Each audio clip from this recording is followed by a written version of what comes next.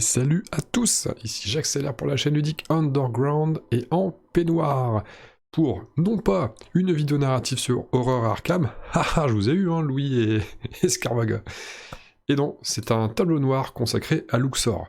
Alors promis, la vidéo sur Horror Arkham en version narrative arrive dans pas longtemps, et quand je dis la vidéo, les vidéos, ça sera une série, comme annoncé dans le menu ludique du premier trimestre 2021. Et oui, ça prend un petit peu de temps, mais c'est du boulot. Mais ça arrive, vous en faites pas, je suis toujours là. Quand je promets, je fais, hein, c'est pareil. Alors Luxor, pourquoi faire un tableau noir sur Luxor? Avant-propos, avant d'aller d'entrer dans le vif du sujet, ça sera la 7ème étape de notre championnat du peignoir d'or. Pour rappel, hein, c'est un championnat que j'organise.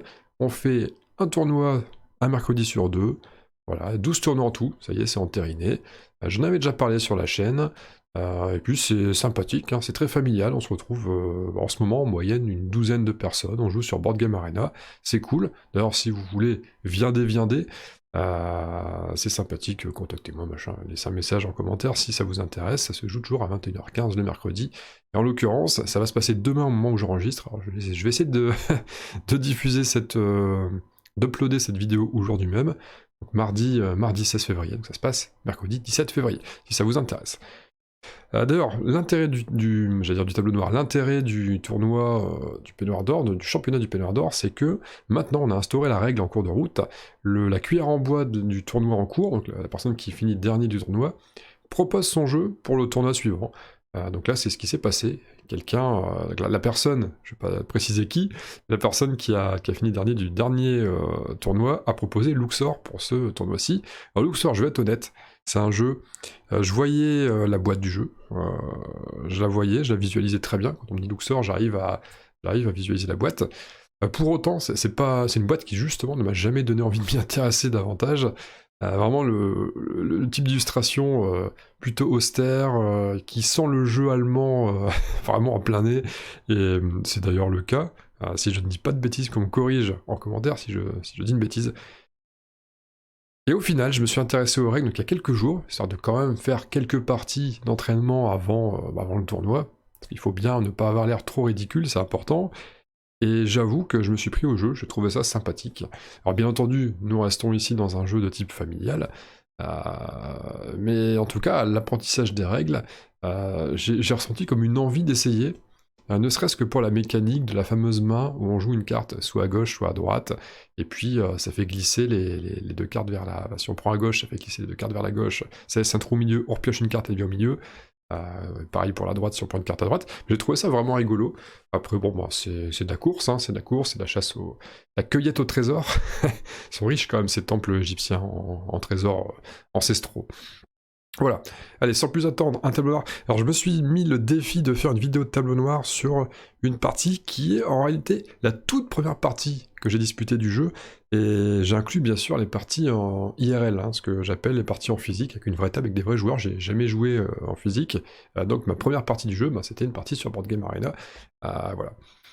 Je reviens sur le peignoir d'or, je mettrai un descriptif en commentaire, hein, si ça vous intéresse, je mets le lien vers la page dédiée, voilà. Fermer la parenthèse. Alors, je joue en jaune, nous sommes configurés sur un 4 joueurs, c'est un jeu qui se joue à 4 joueurs max, c'est un jeu de 2 à 4 joueurs, comme d'habitude, je suis pas là pour expliquer les règles, de toute façon, on va le comprendre en jouant, tellement c'est abordable, tellement c'est facile. Et j'affronte, alors on a un Step 07 que je connais, c'est un copain d'internet, de jeux de société, découvert grâce à Twitch, YouTube, etc. Et par contre, alors José Guardia, je ne connais pas, c'est un parfait inconnu de langue hispanique, et Triskeliana, qui est un ou une française, alors ça sonne plutôt féminin, on va dire une française, on va dire ça, que je ne connais pas non plus. C'est deux personnes qui ont rejoint pour les besoins de la partie, j'ai ouvert une table, ils sont venus, parfait, on peut jouer à 4. J'évoluerai donc en jaune, et je suis le dernier joueur, ça me permet, c'est parfait pour une première partie de découverte, ça me permet de voir comment les autres évoluent. Alors, ça peut être très dur, hein, de toute façon ils vont juste bouger un meeple, voilà. Mon plan de jeu pour cette première partie, il est simple, bien voir si j'ai compris les règles. Voilà, il n'y a pas de tactique prévue, j'avais pas forcément bien exploré j'ai pas analysé le plateau à fond. Ce que j'ai compris, c'est que mener un meeple au bout, c'est lucratif en termes de points. 13 points pour avoir mené un meeple jusqu'au bout, plus un sarcophage à 5, voire à 3 points, c'est toujours pas mal. C'est pas très exigeant pour entrer, il faut juste une clé et avoir le bon nombre au bon moment. Donc, bon, je pense que ça s'aménage relativement facilement avec les cartes qu'on peut récupérer grâce aux yeux de rat, si je dis pas de bêtises. Voilà, donc c'est plutôt pas mal. On va avancer un peu la partie, donc on voit que ça avance. Il n'y a pas beaucoup de trésors avec un meeple pour les emporter.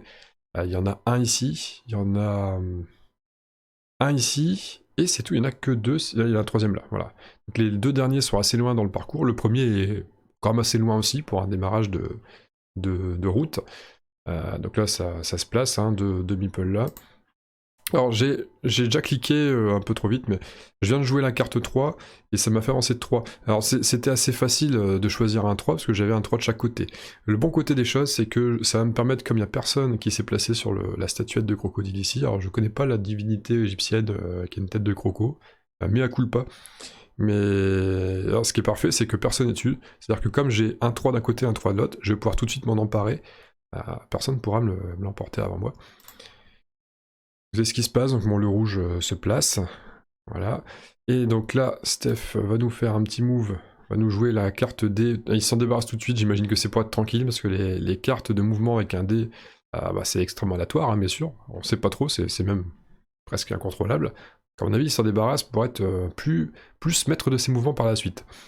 Je vais surtout commenter mes coups, je vais pas trop commenter les coups des autres, pour pas que ce soit trop long. De toute façon, ça reste un jeu assez casual, si je puis m'exprimer ainsi.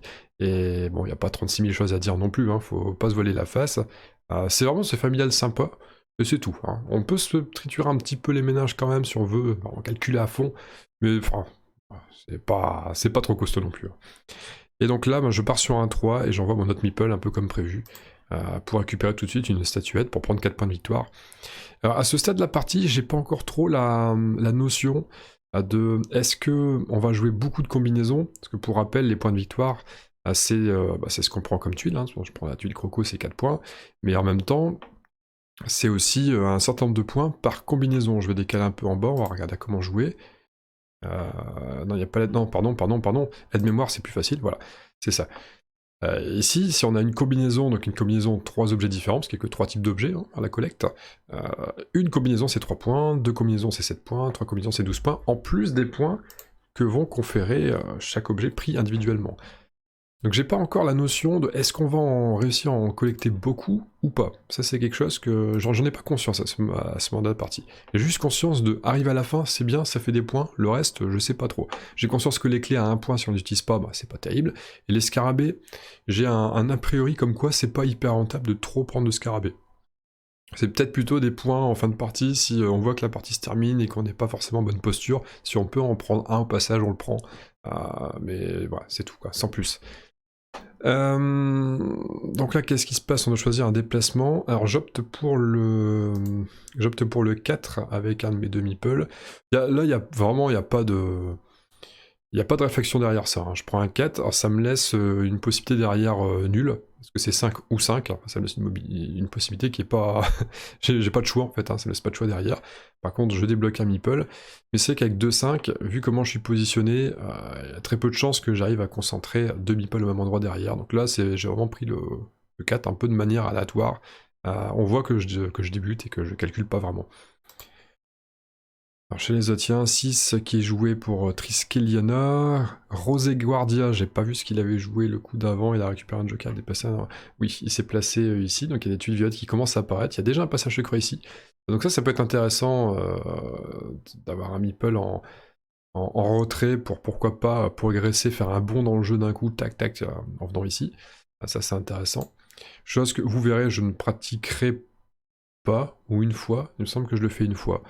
J'ai un doute. En tout cas, pas que celui-là.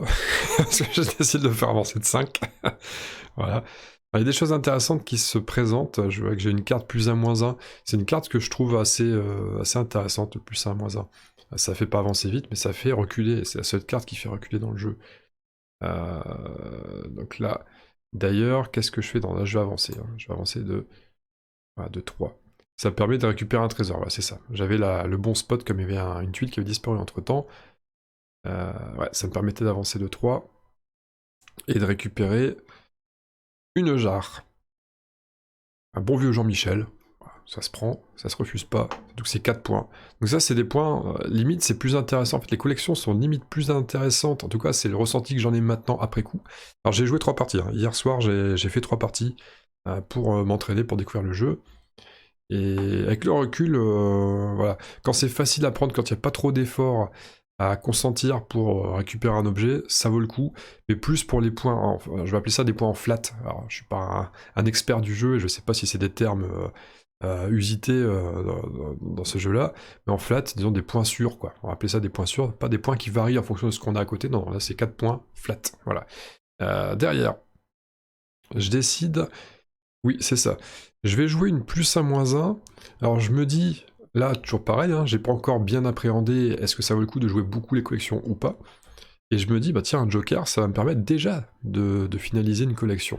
Même si le joker vaut 0 points, au moins ça va me permettre de prendre les 3 points pour une collection. Donc là, je décide de reculer d'une case avec un de mes meeples. Il n'y a rien qui m'intéresse spécialement dans les cases à venir. Voilà, on est parti, on va reculer de 1. Et je récupère mon joker. Voilà, donc ça c'est très bien. Je me retrouve avec soit un 5, soit un D, donc je peux avancer, je peux peut-être, c'est probable que j'avance vite, le coup d'après. Je pars sur le dé, je crois, pour moi, voilà, c'est ça, pour me débarrasser. J'aime pas trop le facteur aléatoire comme ça que le dé. Je trouve ça assez incontrôlable. C'est pas. Dans ce genre de jeu, c'est pas trop mon dada. Donc le 4, lequel je bouge avec le 4 1, 2, 3. Certainement celui-là. Parce qu'avec celui-là, je peux faire 1, 2, 3, 4, c'est ça. En réalité, l'intérêt aussi, c'est d'essayer d'avancer un maximum avec le moins d'efforts. Si je bouge de 4 avec le dernier meeple, parmi mes 3, je fais 1, 2, 3, 4, et je récupère le bonus de 2 cases en plus, ça me fait arriver ici. Alors c'est parfait, parce que soit je vais pouvoir prendre cette carte 1-4 ici, qui m'assure au moins un 4 de mouvement si je veux aller au plus vite, soit je prends une clé tout de suite pour être tranquille, au cas où j'envisage d'aller au fond du parcours. Et de même derrière j'ai un plus 1 moins 1. Donc là pareil j'ai un meeple qui est idéalement placé pour aller rechercher un joker si jamais je décide de continuer à emmagasiner des trésors. Donc là, de mémoire, je pars avec lui sur le 4 là, ça me fait avancer de 2 cases, et c'est ce qui se passe, de toute façon il est déjà en surbrillance, donc on voit que c'est ce que j'ai choisi. Donc je pars effectivement sur le 4, hop j'arrive là, je prends 2 cases de plus, c'est parfait, et je prends la carte, voilà. Non, je prends pas la carte, je prends la clé tout de suite. Voilà. Donc là, je me dis de toute façon, enfin, c'est intéressant dans ce jeu de au moins prendre une clé. On sait jamais. Si d'un seul coup on va vite, autant assurer la clé. Au pire, c'est un point de victoire. C'est toujours mieux qu'un coup de poing dans la figure. Et au mieux, bah, on a quelqu'un qui arrive au bout. On est quand même 4 joueurs, donc ça va pas forcément être évident. Il y aura que 2 joueurs maximum qui réussiront à hisser quelqu'un à l'intérieur du tombeau. Enfin, quand je dis maximum, c'est pas vrai, parce que rien n'empêche d'être plusieurs, d'avoir 4 personnages à l'intérieur du tombeau, voire 5. Hein. Il y a une configuration, on pourrait arriver à 5, hein, c'est le maximum. Non, je dis une bêtise, même plus, parce qu'il y a des cartes, on peut faire avancer plusieurs meeples d'un coup. Donc si quelqu'un a plusieurs meeples ici et qui... Non, si, ça peut marcher. Mais en récupérer les bonus sarcophages, il n'y en aura que 2. On va faire évoluer les autres. Alors les autres avancent de manière assez compacte. Hein. On voit que Triskeliania avance en bloc. Il n'y a personne qui se démarque vraiment. Je me rends compte que mon jeune, il est en tête. Alors que j'ai pas avancé spécialement rapidement à ce moment-là de la partie. Il y a Steph qui avance de 1. Il fait toujours des 1 quand il avance. Il peut piocher, il prend une clé aussi. Voilà. Et là j'ai le choix. Là je pense que je pars sur le plus 1 moins 1 et je récupère un joker pour... Ouais, c'est ça, je récupère un joker. Donc là, j'ai vraiment, à ce moment-là de la partie, j'ai en tête l'optique de faire des collections. Je cherche pas, je vise pas autre chose. On verra que ça va évoluer, ça, hein, dans la partie. Alors, 2 ou 5, je pars sur un 2, 1, 2, 3. Oui, je pars sur lui qui va avancer de 2. Là, je fais cramer ma 2. J'ai pas beaucoup de cartes de grosse valeur, pour le moment. Bon, j'avance simplement, voilà. Histoire de débloquer un meeple de plus, on sait jamais. Et comme j'ai beaucoup de cartes de petite valeur derrière, je me demande si c'est pas ce stade de la partie. J'ai déjà une mémoire qui est pas à court terme de malade. Hein. C'était hier soir la partie. Hein. J'ai déjà des doutes sur ce que j'ai joué hier, sur ma façon de réfléchir hier soir. Il me semble que j'envisage de récupérer ce collier. Bah, ça, j'envisage de récupérer, c'est sûr. Mais il me semble que c'est à ce moment-là de la partie que je me dis, tiens, il y a peut-être un coup à faire avec le collier. D'où le fait de me dépêcher avec le premier pour aller débloquer les autres meeples, parce qu'avoir 3 meeples ici, ça peut se faire. Donc j'ai un -1 là, j'ai un +1 -1, je peux éventuellement reculer lui. Tant que l'autre passage secret n'est pas découvert, je peux encore le reculer. Et si je récupère une carte comme ça par la suite, je pourrais l'amener là. Et avec le dernier meeple que je vais débloquer par la suite, je pourrais en mettre 3 ici, récupérer 5 points, fermer une collection, ou en ouvrir une autre, parce que j'ai aussi j'ai 2 jokers quand même, faut les valoriser. Voilà le plan. Alors Rosé Gardia, ça avance, hein, de toute façon ça avance tout le temps dans ce jeu. Voilà, ça progresse. À nous de jouer. Donc je continue à avancer avec le premier, parce que le premier, son objectif maintenant, c'est d'aller débloquer le 5e meeple. Pourquoi prendre 2, pourquoi pas prendre 5 1, 2, 3, 4, 5. Je ne sais pas, peut-être pour conserver le 5 non, pour débloquer celui-là au plus vite, tout simplement. Avant que le passage secret s'ouvre, si jamais il doit s'ouvrir, c'est plutôt ça. Alors là, je ne prends pas de clé, il me semble pas. Je prends une carte, voilà, parce que 1-5, c'est intéressant. Hein, j'ai l'occasion de prendre cette carte-là. Et 1-5, bah, comme j'ai envie de rusher avec le jaune, c'est bien d'avoir une carte qui te permet d'assurer un 5 de mouvement. Alors Steph qui pendant ce temps-là va piocher une carte. Non, il prend une clé, il prend une deuxième clé. Alors c'est intéressant qu'il prenne une deuxième clé, c'est assez curieux surtout. C'est assez curieux, parce qu'il est encore assez loin dans le jeu. Alors je suis pas certain qu'à ce stade-là, il envisage d'envoyer 2 personnes à l'intérieur. Je sais pas si... peut-être qu'il s'est dit, bon, cette carte-là m'intéresse pas plus que ça. Je vais sur un point.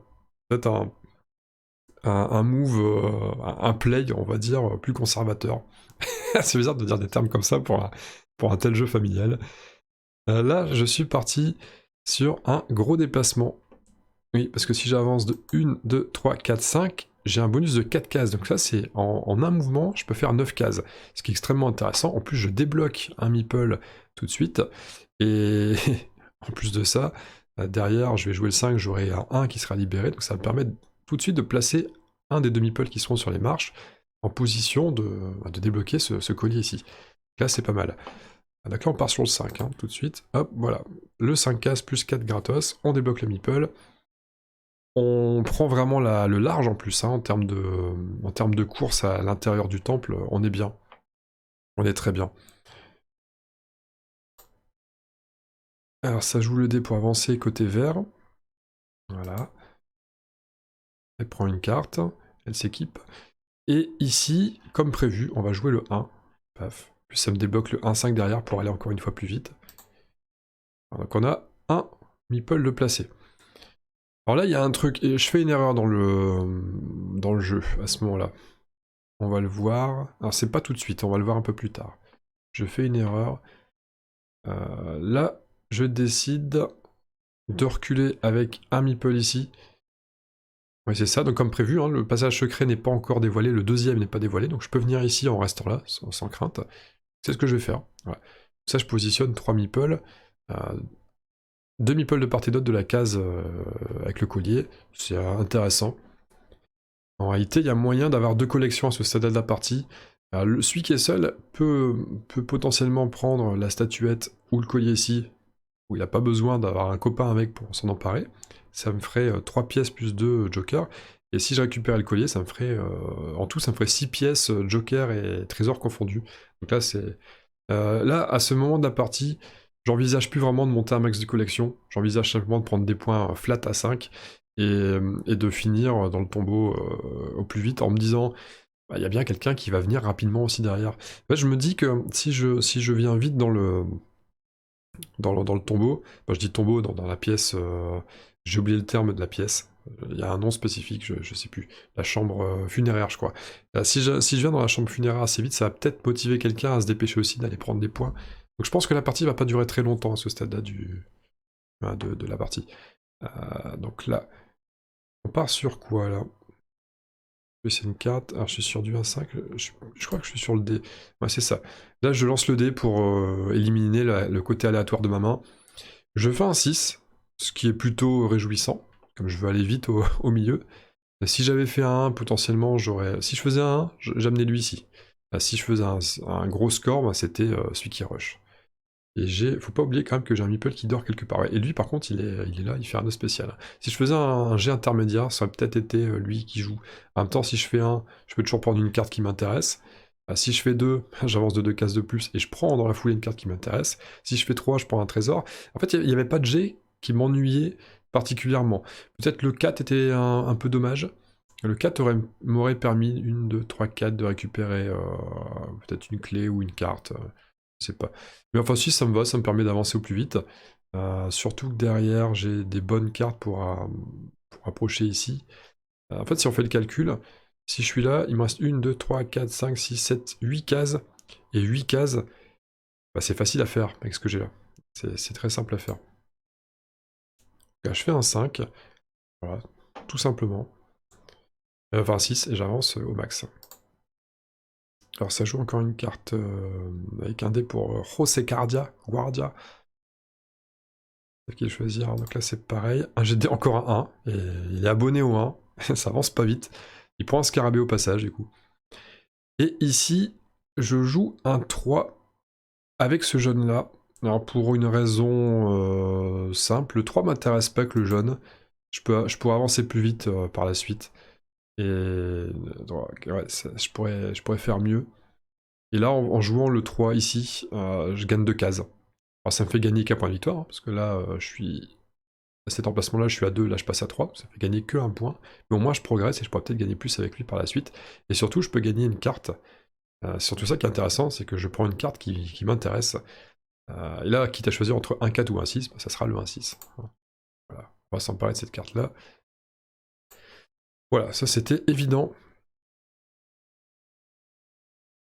Là, le passage secret est découvert maintenant.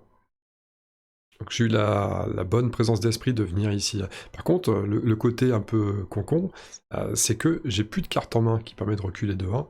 J'ai plus ça. Il y a une carte qui va me permettre d'éviter de prendre le trésor, enfin, d'éviter de prendre le trésor tout en évitant d'avoir besoin de cette carte-là. Hélas, ça se présente pas tout de suite. Dans l'idéal, il me faudrait une carte comme ça, de ce style-là, mais en 1, parce que là c'est une carte en 3. C'est dommage. Il faudrait une 1. Donc pour rappel, cette carte-là, ce pictogramme, ça signifie que on va avancer dans un certain nombre de cases. C'est obligatoire, le mouvement est toujours obligatoire dans le jeu.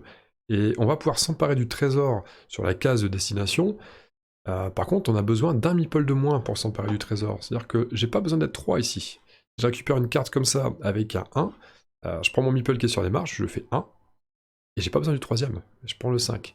Et c'est le genre de carte que je convoite. Mais ça vient pas pour l'instant, c'est un peu embêtant. Ah, c'est très gênant même. Voilà, finalement, je décide de faire un gros mouvement avec mon deuxième meeple. Je temporise ici pour une raison simple, c'est que ce collier-là m'intéresse, mais j'ai que des grosses cartes. Et par contre, il n'y a pas de 1 qui arrive. Il faudrait que je joue une carte comme ça. Mais j'ai le temps. En fait, je suis tellement devant, j'ai le temps. J'ai le temps, je peux temporiser, cool. Autant faire progresser l'autre meeple qui est sur une 3. Je vais avancer ici. Si je joue celle-là en vitesse maximale, 1, 2, 3, 4, 5. Vitesse maximale, en fait, c'est même pas ça. Vitesse maximale, c'est utiliser 3, c'est utiliser 2, pardon. En fait, ça c'est... Voilà. Je me débarrasse d'une carte à valeur relativement modeste pour avancer de 5 cases. Ça vaut le coup. Je vais faire 1, 2, et je vais prendre 3 cases gratos. 1, 2, 3. Voilà, je fais 5 cases pour 2. C'est vraiment intéressant. Et je prends 2 points de victoire dans l'escarcelle. Évidemment, on va faire ce move-là. Je me situe bien.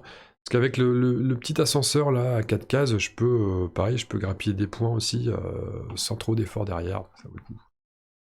Et comme ça se bouscule pas au portillon, là, à ce stade-là de la partie, je change un petit peu de fusil d'épaule. Hein. Enfin, tout à l'heure, je disais qu'à ce moment-là de la partie, au moment où je parlais tout à l'heure, je disais que j'avais pour intention d'aller au bout avec lui. Maintenant, j'ai l'intention d'aller au bout avec les deux. Je me dis, c'est peut-être jouable. Parce que je vois que ça joue très compact derrière pour tout le monde. Autant le bleu, le vert, le rouge, ils jouent assez groupés pour accumuler des trésors. On le voit de toute façon, hein. Le rouge, il accumule, il a déjà 5 trésors. La verte, elle en a 6.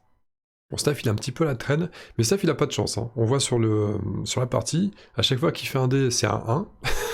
ça l'aide pas du tout. Il est pas vénard. Donc là-dessus, on se dit, il y a moyen d'aller prendre 26 points de placement, plus 8 avec les 2 sarcophages. soit un bon 34. Il y a moyen de faire un bon 34 points avec 2 meeples seulement, en se dépêchant, en s'assurant la vitesse. Et si jamais je tombe sur des cartes basses, ben ça peut peut-être faire mes affaires ici. Carte basse, carte 1. En fait, hein, voilà. Ça, c'est le principe de la tactique. Alors, comme j'ai des cartes assez fortes, quand je dis fortes, à bonne valeur de mouvement, autant en profiter. D'ailleurs, je vais jouer le 5. Donc finalement, je joue le 5 avec lui. Je cherche pas à prendre le collier. Hein. Vu que j'ai changé de fusil d'épaule, je viens de le dire, je vais m'assurer l'entrée dans la chambre funéraire. Donc, paf, on va avec un 5. On va cliquer. Voilà, on va avec un 5. Et là, j'ai plus qu'à faire un 3 pour rentrer. Très simple, étant donné que j'ai un 5. Hein, donc je prends la valeur que je souhaite entre le 1 et le 5. On est bien. Ça progresse encore un petit peu avec les autres 5, mais ouais, ça arrive pas vite. C'est déjà mon tour. Et là, je décide de jouer une 1-5 pour assurer. Voilà. Comme ça, on bloque tout de suite le sarcophage de valeur 5. On a quelqu'un qui va rapporter 13 points de victoire en fin de partie. Voilà, lui, il est rentabilisé, on est tranquille. Maintenant, on va jouer avec les 4 derniers. Et donc la mission, ça va être d'aller au plus vite. Je pioche toujours pas de carte qui me permet d'envisager de récupérer le collier. Donc là, en somme, les collections, on zappe un petit peu, hein, c'est tout. On jouera pas trop là-dessus. Côté vert, ça avance. Le bleu, ça. GameStep, il avance encore son dernier meeple. Qui est toujours sur une case de valeur 0. D'ailleurs, il a vraiment pas de chance, il avance vraiment pas vite. Hein. Pas de bol pour lui. Et ici, 1, 2, 3, 4. Donc je joue la 4. Je joue la 4. J'aurais pu jouer éventuellement la... Ça aurait été dommage de jouer la 6 pour faire que 2 cases pour faire 6. On servait au même. Ouais, je joue la 4. Alors j'ai pas de clé. Il faut absolument que je m'arrête sur une case avec une clé. Est-ce qu'il y en a qui pioche? GameStep qui déplace un aventurier. Et là on va avancer. Alors je vais jouer la carte 1 à 6. Et je vais bouger du maximum. Alors là c'est extrêmement... Ou alors je prends celle-ci. Qu'est-ce que je fais à ce stade-là? Je me souviens plus. On va voir ce que je joue. Non, je prends le maximum de cases. Je prends le maximum de cases pour une clé. Parce qu'il manque la clé, et que j'envisage vraiment d'envoyer mon deuxième dans la chambre funéraire. Hein, donc c'est pas une erreur là-dessus. Je disais tout à l'heure que j'avais fait une erreur à un moment donné de la partie, mais non, en fait je vois pas. L'erreur c'est ça, c'est d'avoir cru que j'allais tomber assez facilement. Comme je suis tombé facilement sur des cartes qui font plus 1, moins 1, j'ai vraiment eu l'impression, mais là c'est une erreur de jugement, tout simplement parce que c'était ma première partie, donc j'avais pas la notion du nombre d'occurrences de chaque carte dans le deck principal, hein, parce que pour rappel, les cartes qu'on a, ce ne sont pas des decks personnels, hein, c'est un deck commun, on prend tous dedans, on pioche tous dedans, au même titre que quand on va jouer une carte spéciale, hein, qu'on aura récupérée, on va la jouer une fois, elle va partir dans la défausse, une fois que le deck est fini, on mélange la défausse et on refait un deck avec. Donc les cartes qu'on prend, les cartes spéciales qu'on récupère, vont servir aux autres par la suite, enfin vont servir aux autres, il y a de fortes chances qu'elles arrivent aussi dans leurs mains. Donc dans l'erreur de jugement, au final, ce trésor-là, il va me passer sous le nez, vous allez voir. Spoiler alerte. Que dire d'autre? Qu'est-ce que je choisis à ce stade-là de la partie? Donc 2... Est-ce que j'abandonne ce coup-là? Non, je pense que je joue le dé. Oui, de toute façon, il n'y a pas de case en brillance. Je joue le dé pour voir ce que ça donne. Le 2 m'intéresse pas spécialement. Je vais avancer trop lentement. Derrière, si je joue ça, j'ai un 3 aussi. Et le 3, c'est le collier. Un point au passage. C'est un point et c'est quasiment une deuxième collection. Il manquera encore un objet derrière. Donc on y va comme ça. Quand je joue le dé, je fais un 2. Et je décide d'avancer. Oui, alors voilà, il y avait un move qui était évident. Comme je disais, je décide au final d'envoyer 2 personnes ici. Donc là, j'abandonne l'idée, je me dis non, mais j'arrive toujours pas à récupérer un plus 1, moins 1, ou j'arrive pas à faire en sorte de prendre une carte qui me permet de collecter un trésor pour un de moins. Alors, en tout cas avec une case 1, avec une carte une case. Donc j'abandonne. Là, j'abandonne l'idée de récupérer ce trésor-là. Donc ce que je fais, c'est que je me dis, bah tiens, si j'avance de 2 cases avec mon meeple qui est sur les marches, 1, 2, j'arrive au passage secret. Maintenant qu'ils sont révélés, ça va me catapulter ici. C'est-à-dire que pour 2 points de mouvement, je vais passer d'un 0 point de victoire du fait de son placement, à 4 points de victoire à la fin de la partie du fait de son placement. Donc là, c'est extrêmement intéressant de faire un 2 ici. Donc là, j'y vais. Paf 2, je me retrouve ici, et ça fait plus 4 pour la fin de la partie. Et j'ai un meeple qui a déjà franchi quasiment la moitié du plateau, style de rien. Rosé qui avance. Rosé qui devient menaçant, hein, qui vient ici. Donc là, je suis pas certain d'avoir ma deuxième place dans la chambre funéraire à ce stade-là. Je partais bien, mais voilà, le vert qui arrive aussi, donc là, il faut vraiment faire gaffe. Maintenant, j'ai un trésor à prendre au passage. Un vert qui prend une carte, voilà. Pareil, Game Stuff qui arrive. Alors j'ai cliqué trop vite, mais comme prévu, hein, j'avais annoncé, j'ai pris, je prends le trésor. Ça révèle une carte, une case violette pour les autres, donc ça n'accélère pas leur marche. Hein, ça leur fait toujours autant de cases à franchir. Et alors pourquoi je rejoue tout de suite? Je pense que bah, le tour des autres joueurs est passé très vite, on l'a pas vu. Ils n'ont pas avancé les autres, ils ont tous fait autre chose. Faut pas oublier non plus que chacun n'a que 2 choix en main. Hein. Faut pas croire que tout le monde peut avancer aussi facilement que ça à chaque tour. Et là, bah, je suis bien, parce que j'ai mes 2 derniers coups de près. Hein, j'ai un 2 d'un côté, un 5 de l'autre, donc on peut savoir que je peux faire 1, 2, puis 5, 1, 2, 3, 4, 5. Ou l'inverse, 5, puis 2. Alors j'opte pour le 5, pour une raison simple, c'est que si jamais quelqu'un a une carte qui permet... Alors c'est pareil, c'est un raisonnement que j'ai eu à ce moment-là par méconnaissance du jeu. Il n'y a pas de carte avec un fort mouvement qui permet de prendre un trésor en baissant de 1 le nombre de meeples requis pour récupérer le trésor en question. Il n'y en a pas. J'ai pas vu plus que 3 pour l'instant. J'ai vu des cartes à 3 de mouvement. Donc j'étais pas en danger au final. Hein. À ce stade-là, j'étais pas en danger. Mais on sait jamais si ça existait. Si je faisais que 2, et si quelqu'un venait entre-temps récupérer une tuile ici, eh ben, j'étais pas dans le brin. J'étais pas dans le brin, pour une raison simple, c'est que mon 5 n'aurait plus été valide, parce qu'il faut faire le nombre de mouvements pile pour arriver ici. Voilà la petite bêtise. Cette carte-là m'aurait servi un peu plus tôt. Et là, finalement, à la fin de la partie, je décide de rusher. J'aurais pu... le meeple que j'ai envoyé ici, via le raccourci, il aurait pu servir. En fait, lui, j'aurais joué ça, j'aurais pu récupérer le trésor là. Elle est là, aussi une petite erreur que j'aurais pu faire, j'aurais pu temporiser. Mais bon, je préfère assurer les 3 points plus les 13 de placement plutôt que rester là et prendre 7 points. Et ça me fait un 16 au lieu de 7. Sachant que je sais pas si j'aurais eu le temps en fait d'aller aussi vite si j'avais fait tourner les cartes jusque là. Et en plus, pour faire tourner la carte ici, il aurait fallu que je joue le 5 sur lui. Et il aurait fait 1, 2, 3, 4, 5, 1, 2.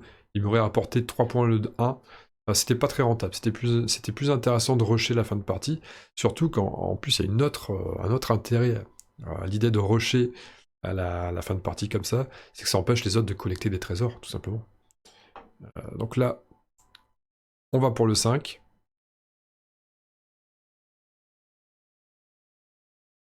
On va pour le 5. Le rouge prend une carte en se plaçant ici, je crois. Ah, ça doit être ça.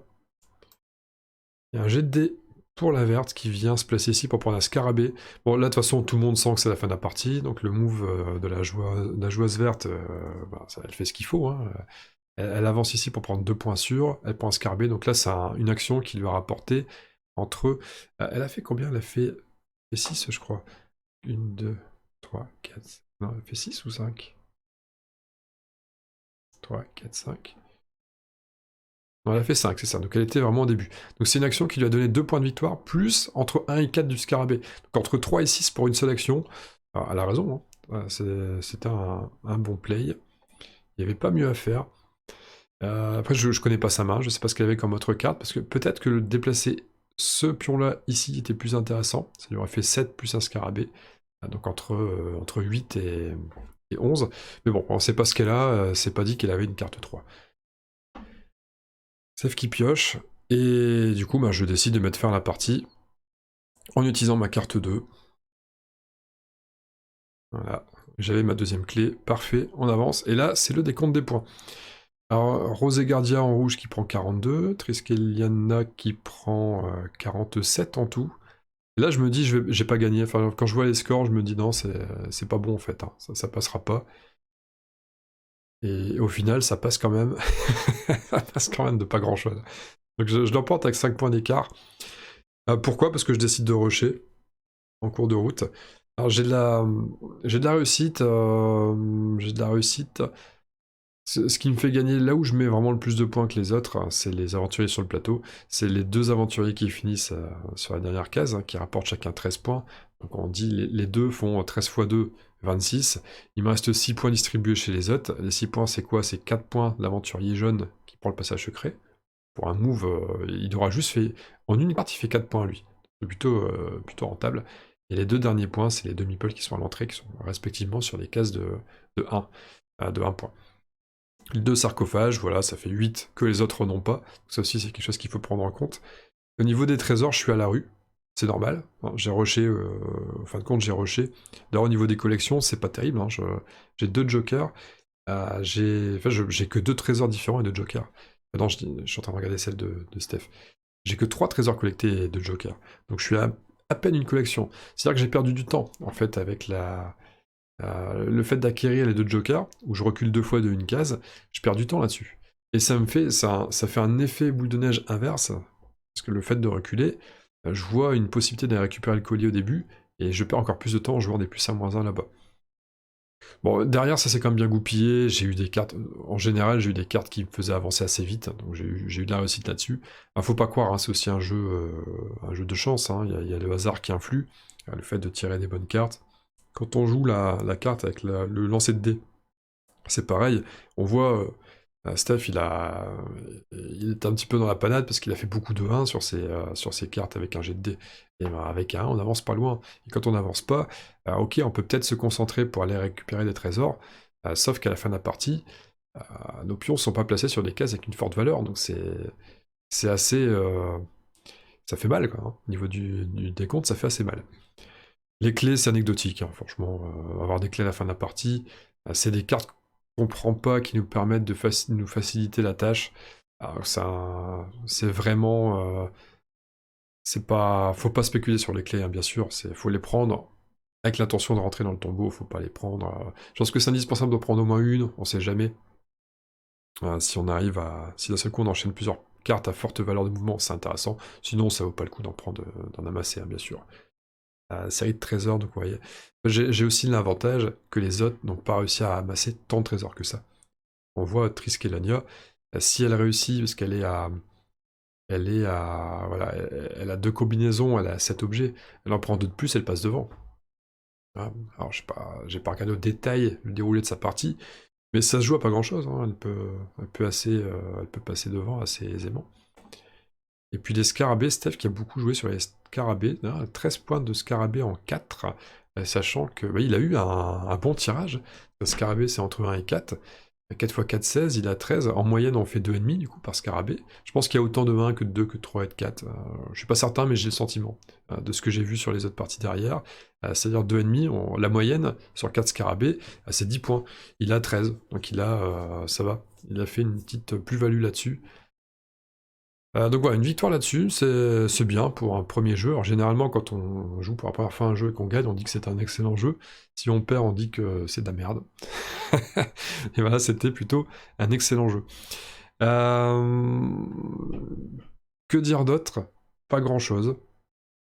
Voilà, c'est intéressant, c'est marrant. De là à dire que c'est donc mon ressenti sur le jeu après coup, je suis pas certain qu'il y ait beaucoup de stratégies gagnantes. Hein. Je pense que c'est assez dur de collecter des combinaisons. Quand on voit l'aide de jeu, je sais pas si on la voit. Non. Peut-être revenir sur la position finale. Bon, on la voit peut-être plus. Je sais plus. Bon, c'est pas grave. Mais quand on voit le fait que ce soit 3 points si on a une combinaison, 7 si on en a 2, 11 si on en a 3, etc., etc., au final, on va jamais réussir à avoir un gros nombre de combinaisons, c'est trop dur. Il y aura toujours un joueur qui va essayer de mettre fin à la partie assez vite. C'était mon cas. Et puis, on se tire quand même dans les pattes, hein, en venant à des endroits, on empêche...